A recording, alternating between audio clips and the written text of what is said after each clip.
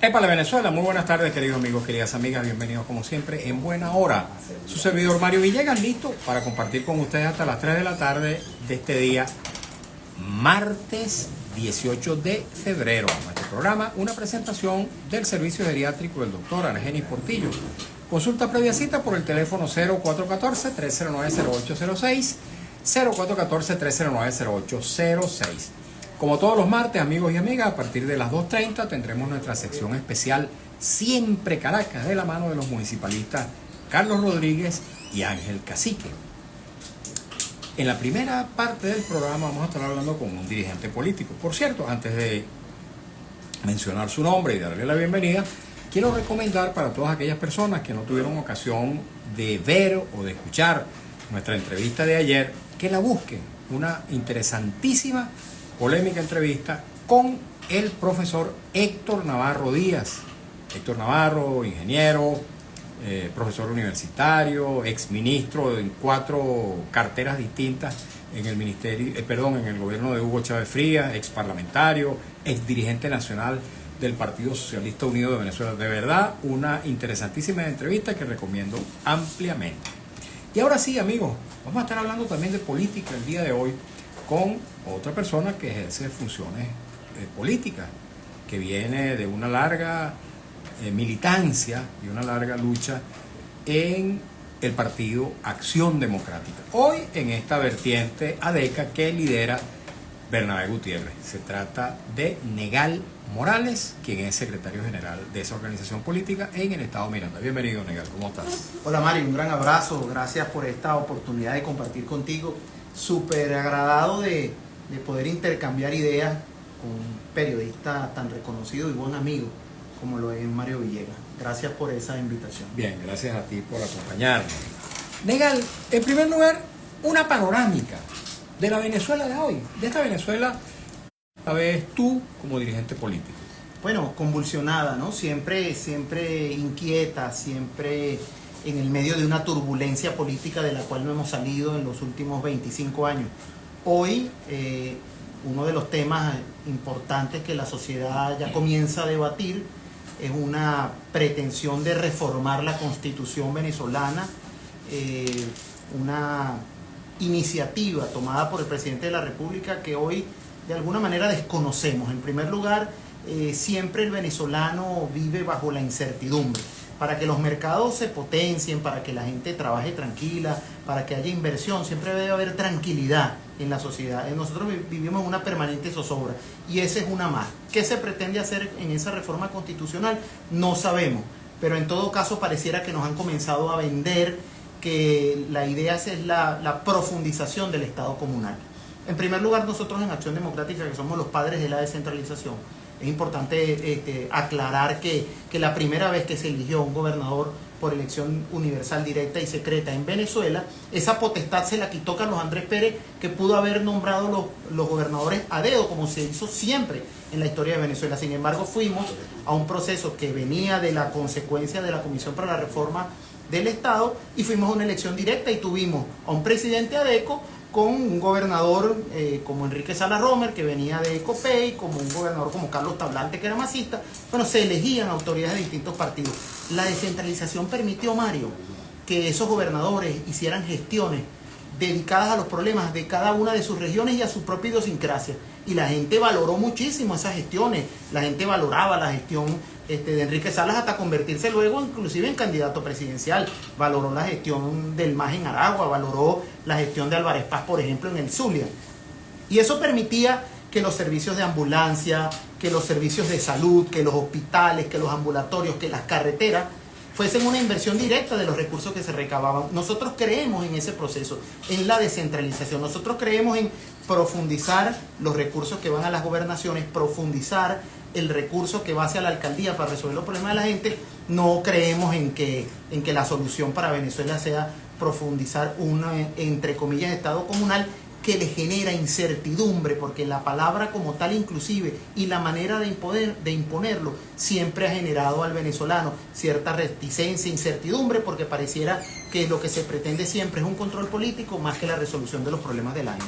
Ok, ciertamente está planteada iniciativa presentada por el presidente de la República, Nicolás Maduro, ante la Asamblea Nacional en la pretensión de reformar la Constitución de la República. Por cierto, respecto a esa propuesta, ayer nos decía el exministro Héctor Navarro, de una gran cercanía ideológica, política y afectiva con Hugo Chávez Frías, que esa Constitución no requiere de cambio, que la única modificación que él cree que habría que hacer es aquella que se hizo en el año 2007 y que constituyó un error de Chávez, de establecer la reelección presidencial indefinida. Pero antes de entrarle de nuevo al tema, me gustaría hacerte una pregunta. Pareciera como que esta iniciativa de reformar la Constitución es parte también de un propósito oficialista de pasar la página respecto a las dudas que quedaron pendientes del 28 de julio. No solamente se ha convocado o se está convocando a esa reforma constitucional, sino también a elecciones adelantadas de gobernadores y alcaldes para el 27 de abril. Te pregunto, ¿ustedes son parte de ese plan de pasar la página y de que se olvide, se le eche tierrita a lo que ocurrió el 28 de julio? Tú sabes, Mario, que yo ayer le preguntaba a algunos compañeros y amigos, bueno, ¿cuál será la idea, el centro, la verdadera intención que tiene el gobierno frente a esta reforma constitucional? Algunos decían eso, bueno, mira, quizás es un pote de humo. Tú sabes que ellos siempre lanzan unas cosas para distraer, o en algunos opinaban quizás pasar la página. Bueno, pasar la página es un absurdo en ese caso. ¿Por qué? Porque tienes en el medio un proceso electoral. ¿Cómo pasas la página de un proceso electoral con un proceso electoral en el medio? Yo creo que allí quizás hay una pretensión, en algún momento más bien, de profundizar algunos esquemas ideológicos que ellos tienen en mente. Pero si nosotros tomamos en cuenta que cada oportunidad de las pretensiones del gobierno se puede potenciar como una posibilidad de la sociedad venezolana de expresar, por lo cual no está de acuerdo o algo que no comparte, bueno, aprovechemos también esa oportunidad para decir, y yo diría como dijo el ministro Navarro, por ejemplo, esa distrofia constitucional que implica la reelección presidencial indefinida, por ejemplo, eso en cualquier, y no solo presidencial, sí, en todos los esquemas ejecutivos, eso de cuando tú preguntas en alguna parte, mira, ¿quién gobierna? Bueno, no, la misma persona desde hace 15 años, algo está pasando, o hace 20 años, algo está pasando en esa sociedad, algo no está funcionando bien, porque la alternabilidad es un principio fundamental de la democracia. Entonces, en primer lugar, nosotros hemos planteado abiertamente que si hay una oportunidad de discutir temas de profundidad, primero discutamos eso, discutamos el periodo presidencial, ese periodo de 6 años tan largo que debería recortarse y permitir, si acaso, una sola reelección para que quien haya hecho bien una buena gestión pueda repetir, pero de ahí en adelante que se dedique a presidir fundaciones, a formar parte de organismos internacionales, a promover nuevas generaciones, pero no a estar de entrépito en el accionar político de las nuevas generaciones que venimos luego irrumpiendo hacia el panorama político nacional. Eso es un elemento fundamental. Por ejemplo, hemos hablado inclusive de otra vez retomar temas como la conformación de lo que era el Parlamento Nacional. Aquí se perdió, por ejemplo, el tema del Senado, que era una posibilidad de discutir temas de alto interés nacional, donde hacían vida los dirigentes políticos de más experiencia, y además había una representación federalista que permitía que el mismo número de senadores por cada estado, independientemente de su población, y daba una instancia superior de discusión. Bueno, eso se eliminó, y hay muchos otros temas interesantes para discutir que pudiesen formar parte de ese proceso de reforma constitucional, si de verdad lo que queremos es mejorar el instrumento y no hacer como lo que yo hasta ahora veo, Mario, y con esto cierro. No es lo mismo reformar la Constitución que reformar los estatutos del PSUV. Ya me genera un mal sabor esa conformación de la comisión presidencial, donde hay solo militantes de una sola parcialidad política del país. Okay. ¿Cuánta confiabilidad tiene para ustedes, ahora que vamos a ese proceso electoral del 27 de abril, cuánta confiabilidad tiene para ustedes el Consejo Nacional Electoral presidido por Elvis Amoroso, que incumplió la obligación que tenía de publicar los resultados desglosados del 28 de julio, tal como, por cierto, el propio Tribunal Supremo de Justicia en sala electoral le pidió que hiciera? ¿Qué confiabilidad tiene para ustedes ese CNE? Mira, Mario, lo primero que yo quiero decir es que ese propio proceso como tal es una deuda que está pendiente hacia la sociedad venezolana en general. ¿Por qué? porque los procesos electorales deben ser mecanismos donde la gente luego termine reconciliándose, donde la gente tenga confianza en los resultados, donde las heridas de la sociedad se cierran porque la pudiste dirimir a través de tu expresión. Proceso electoral donde vas y las heridas quedan aún más abiertas, pareciera que no se está haciendo bien, pero eso no viene nada más del propio proceso electoral. Viene es que frente a ese proceso tan importante como el que teníamos, no se construyó una ruta electoral. ¿Y a qué me refiero con esto? La ruta electoral no es solo el proceso per se, la ruta electoral es todos los procesos de garantías, de diálogo y de encuentro de la sociedad en función de un proyecto en común. Por ejemplo, aquí fuimos un proceso electoral, entonces por un lado tienes presos políticos, sin duda, por un lado tienes una persecución o un cuestionamiento a un sector de la sociedad. Pero no nos tapemos la cara nada más porque yo soy un crítico del gobierno y lo he sido toda mi vida. Pero tenías un presidente candidato que también tenía una recompensa en organismos internacionales. Entonces, o ganas, ¿no? Porque también entonces lo que te ofrezco es ponerte una braga naranja y te pongo unas esposas a ver a quién te entrego. Frente a una sociedad polarizada como esa, la única consecuencia de un proceso como ese iba a ser mantener las heridas abiertas. A mí me duele ver en cuestionamiento la institucionalidad venezolana. Yo no quiero darle más peso al Centro Carter que al Tribunal Supremo de Justicia, porque el Tribunal Supremo de Justicia venezolano nos dijo que fue a hacer un peritaje y que frente a su inspección y a su peritaje, ya no estoy hablando de Elvis Amoroso, estoy hablando ahora del Tribunal Supremo de Justicia, dice, estos son los resultados. Entonces, tenemos en cuestionamiento la institucionalidad democrática en Venezuela, y entonces tengo que darle más confianza al organismo internacional, al organismo interno.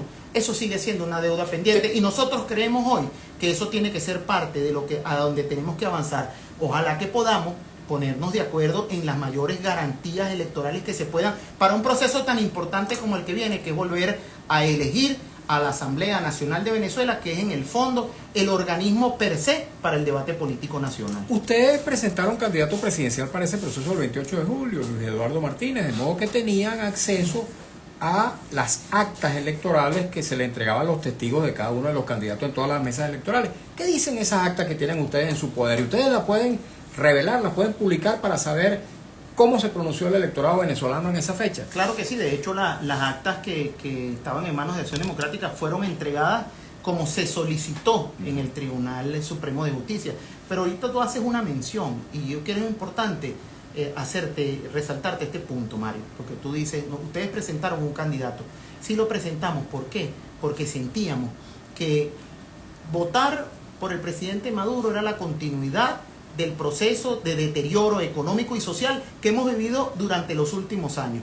Pero había un sector de la oposición que también lo que ofrecía era otra vez el radicalismo, el extirpar a un grupo político como que si al día siguiente tú puedes arrancarlos como si fuese una raíz.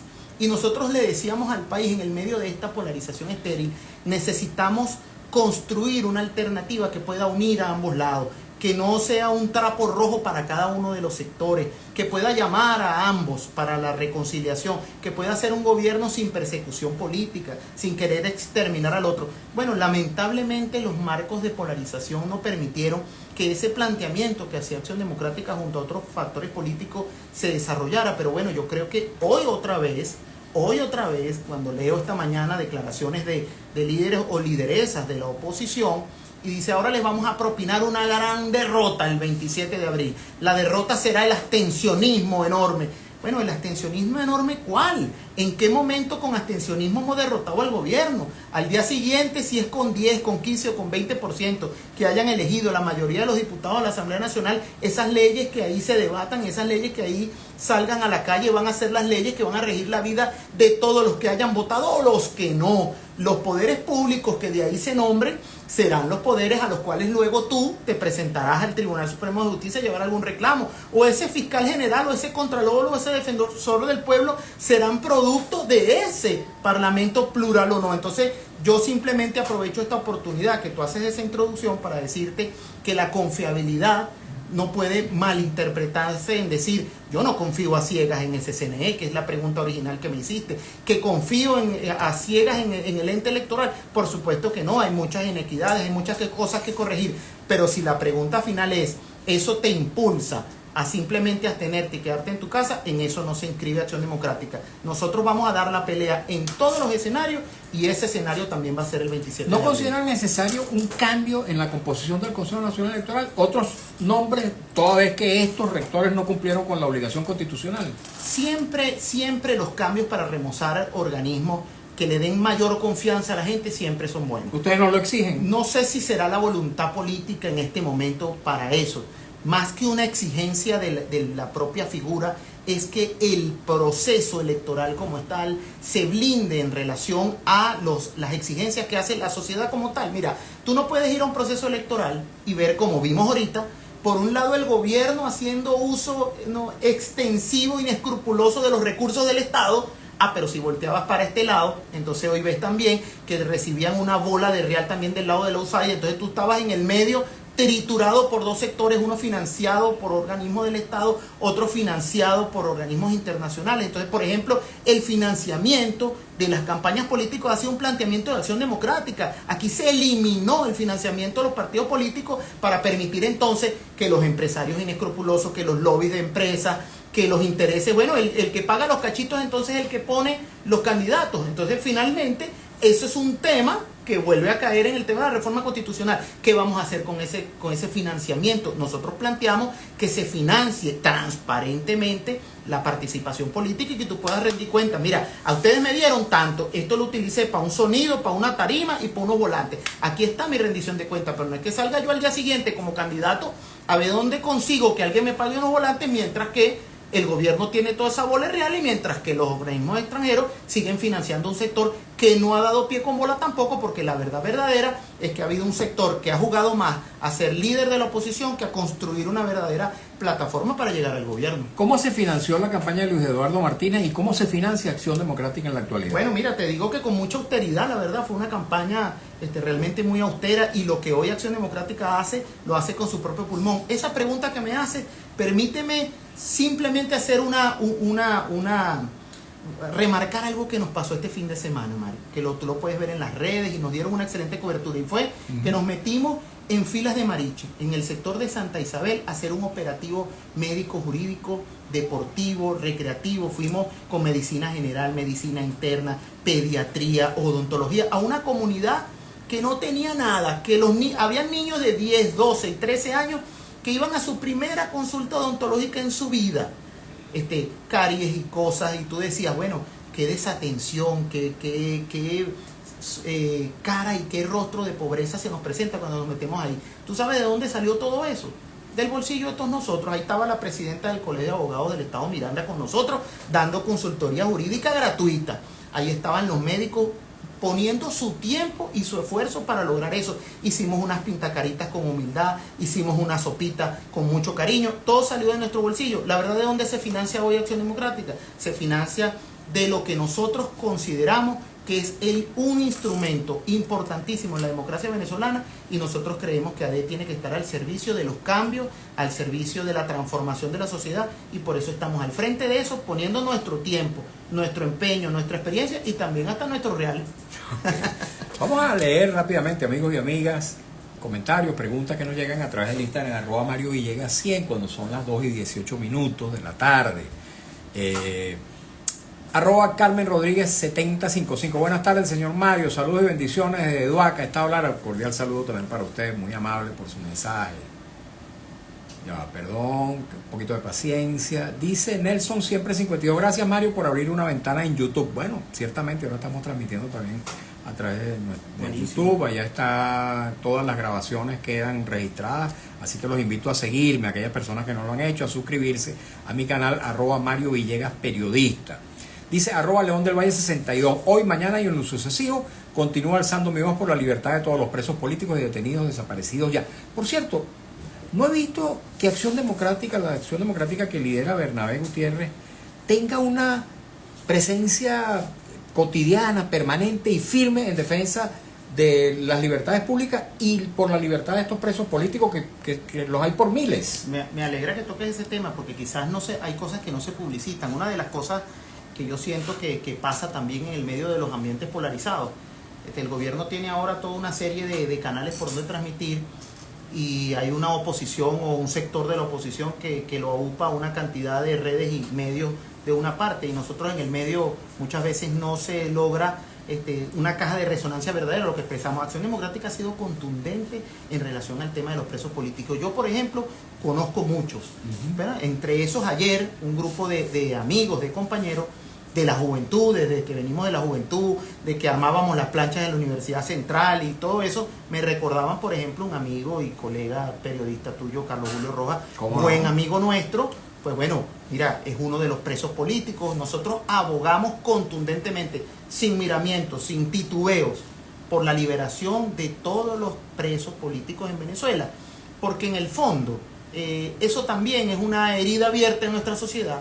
Mientras que tengamos gente metido en la cárcel por temas netamente políticos, seguimos teniendo una deuda con nuestro pueblo. Nosotros abogamos por un esquema de reconciliación nacional, que si hay alguien que después del 28 de julio salió y tumbó una estatua o le tiró un vidrio o una cosa, bueno, mira, eso será un procedimiento en el cual tú puedes al final entender que no lo hiciste de la mejor manera o no expresaste de la mejor manera tu descontento. Pero en el fondo son sociedades polarizadas que a veces se cometen excesos. No hay que cargarle la mano a ese poco muchacho presos ni con procedimientos abiertos. Y acusados de terrorismo, incitación eso no tiene sentido. Hay que abrir. Traición a la patria. Yo sé que este programa que tú has ido subiendo y creando un espacio muy escuchado en tu programa, yo aprovecho a todos los organismos del Estado a decirle, ya basta de eso, vamos a aprovechar esta oportunidad que estamos hablando sobre reforma constitucional o sobre una nueva elección en Venezuela del Parlamento Nacional, de abrir las puertas de los calabozos, que salgan los presos políticos y que esta sociedad se reconcilie. Muy bien, vamos a continuar leyendo los mensajes que nos llegan a través del Instagram, @Mario Villegas. Así dice @David Longa. Mientras haya hombres como Bernabé y los cómplices para normalizar la dictadura, estaremos fregados y será más difícil el cambio. No leo la grosería que escribió David Longa. Yo les pido, por favor, a las personas que nos sintonizan, que por favor no utilicen vulgaridades, porque no las voy a leer. Sí, pero los términos van cambiando, Mario, fíjate. Sí, pero una vez le dicen a la gente, le dicen alacranes, otra vez le llaman normalizadores, y cada vez buscan una etiqueta. Pero normalizador no me parece que sea una ofensa, pero una vulgaridad que sí escribió Longa, no la voy a leer. Pero ese remoquete que pretenden ponerle a quienes hayamos decidido dialogar, tomar vías pacíficas, participar en los procesos, defender desde nuestra trinchera lo que creemos que es el cambio necesario para el país. A nosotros no nos van a venir a echar cuento de lo que significa ser oposición. En algún momento hasta uno mismo, a mí me tocó en la juventud del partido, una vez que fuera la comisión de la antigua DICIP a buscarme cuando yo salía del programa de Napoleón Bravo. Eso lo recuerda siempre mi familia. Pero nosotros rechazamos esos procesos de violencia, pero el hecho de que se extremen en algún momento las situaciones cuando tenemos diferencias políticas no implica que nosotros hoy veamos al gobierno como un enemigo a quien extirpar, meter preso, perseguir a su familia. Eso no tiene sentido. Nosotros vamos a seguir abogando a que el diálogo y la reconciliación es el único mecanismo que nosotros vemos, y si por eso nos van a llamar normalizadores, que lo digan, pero nosotros no creemos que esta sociedad está normal, no creemos que va a estar normal hasta que no se logre en Venezuela producir inclusive un mecanismo de alternabilidad. Mira que lo llamo de una manera diferente a que eso de transición política, de alternabilidad en el ejercicio del poder, para que la democracia venezolana sea realmente sana. Sin embargo, Negal, ya vamos a continuar leyendo los mensajes, pero fíjate, sin embargo, uno siente, lo digo porque yo mismo lo siento, que la oposición, entre la cual está la Acción Democrática que tú representas en el Parlamento, tiene una postura muy poco confrontadora respecto a las prácticas que se dan en ese Parlamento. Yo nunca he visto a los adecos ni a ningún otro dirigente de la oposición en ese Parlamento pidiendo, por ejemplo, que sea ¿cómo se llama?, citado el ministro tal para que responda, o denunciando la corrupción, o denunciando los abusos, los excesos, los crímenes, que los hay a montones, las violaciones a la Constitución. Yo veo que más bien esa Acción Democrática que está allí, más bien es como muy dócil. Yo siento que ese planteamiento es que me da una oportunidad extraordinaria, y tú que eres un periodista acucioso, no solamente de responderte esa pregunta, sino que simplemente hay que ver el contexto en el que estamos. 20 parlamentarios frente a 200 y picote. Pero lo pueden proponer, lo pueden plantear, aunque no lo aprueben. Claro, Por supuesto que sí, pero ese es el regalo, uno de los regalos que nos deja el abstencionismo. Y es la primera reflexión que quiero hacer antes de seguir a tu punto. Entonces vamos a volver a regalarle el Parlamento Nacional el 27 de abril. No estoy de acuerdo. Y ese fue el regalo anterior y por eso, entonces cuando tú tienes a 20 voces frente a un chorrero de intervenciones, a una cobertura mediática que te aplasta frente a lo que tú puedes decir allí, entonces pareciera que se pasa agachado y resulta que no es así, porque nosotros hemos tenido ahí posiciones muy firmes frente, por ejemplo, al tema de la liberación de los presos políticos. En el propio Parlamento, el secretario general del partido fue y dijo que había que enseñar las actas y abrir la página. Nosotros ahí hemos tenido mucho debate fuertes en relación a los temas de corruptelas en el país. ¿Han pedido la interpelación de los ministros? No los he escuchado. Se ha pedido, es más, es que inclusive el Parlamento Nacional debería interpelar a los ministros y prácticamente esa mayoría del gobierno lo que ha hecho es que sea en algunos casos visitas de cortesía cuando se hacían, porque hoy por hoy ni siquiera con su mayoría permiten que se interpelen los ministros. Pero se puede solicitar, se puede exigir aunque no lo aprueben. Por supuesto que y eso no lo veo allí como práctica común. Yo creo que en algunos temas nacionales se ha planteado muchas cosas importantes, como por ejemplo, nosotros planteamos, por ejemplo, el tema de los impuestos en Venezuela. Ese impuesto al IGTF que te lo cobran, inclusive si tú vas y compras una bolsa de pepito en el automercado y lo pagas con divisa y te cobran por eso. Eso es un impuesto que retrae la economía venezolana.